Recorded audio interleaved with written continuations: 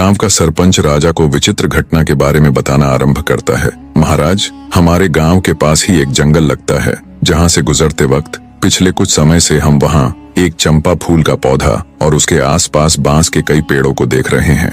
पर महाराज, विचित्र बात तो ये है कि उन पौधों को किसी गांव वाले ने नहीं उगाया, बल्कि वो खुद ही वहां उग आए हैं। और उससे भी विचित्र बात है, उन पौधों की उगने की बनावट, उन्हें देखकर बिल्कुल ऐसा लगता है महाराज, जैसे वो बांस के पौधे खास तौर पर उस चंपा के पौधे की सुरक्षा के लिए ही लगाए गए हों। ग्राम प्रधान की बात सुन राजा बोल पड़ा, तुम ये क्या कथा सुना रहे हो भाई?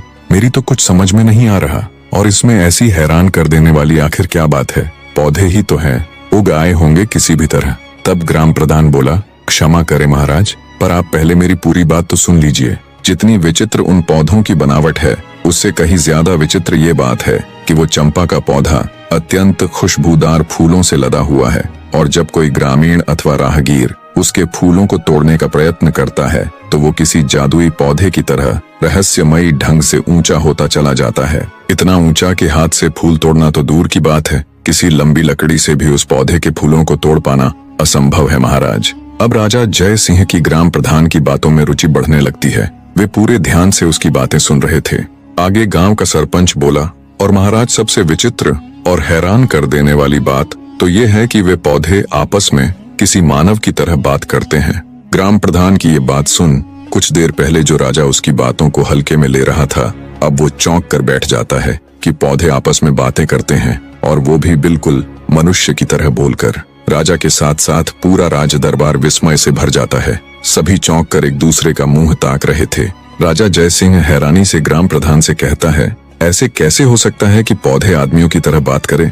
ठीक है प्रधान जी, अब ये भी बता दीजिए कि वो पौधे आखिर बात क्या करते हैं? प्रधान जी राजा को जवाब देते हुए कहते हैं कि महाराज, जब भी कोई मनुष्य फूल तोड़ने के लिए चंपा के पौधे की तरफ हाथ बढ़ाता है तो चंपा के पौधे से आवाज आती है कि बांस भैया, गांव के ग्रामीण फूल तोड़ने के लिए आए हैं, इनको फूल दूं या लगूं आकाश। इसके बाद उन बांस के पौधों से आवाज आती है, नहीं बहना, लगो आकाश। और उसके आगे का तो मैंने आपको बताया ही है महाराज कि चंपा की डालियां इतनी ऊंची होती चली जाती हैं कि उनसे फूल तोड़ना असंभव है। परंतु सुबह जमीन में अपने आप अत्यंत सुगंधित फूल बिखरे हुए मिलते हैं, पर आज तक कोई भी व्यक्ति उन फूलों को अपने हाथों से नहीं तोड़ पाया है। गांव के सरपंच की बात सुन राजा जय सिंह सोच में पड़ जाता है। फिर कुछ देर विचार कर वो अपने भरोसेमंद वजीर गौरीनाथ को बुलाकर उसे निर्देश देते हुए कहता है, मंत्री जी, आप फौरन वहां जाओ और सच का पता लगाओ। वजीर गौरीनाथ जी महाराज कह तुरंत ग्राम प्रधान को साथ ले गांव के लिए चल पड़ता है।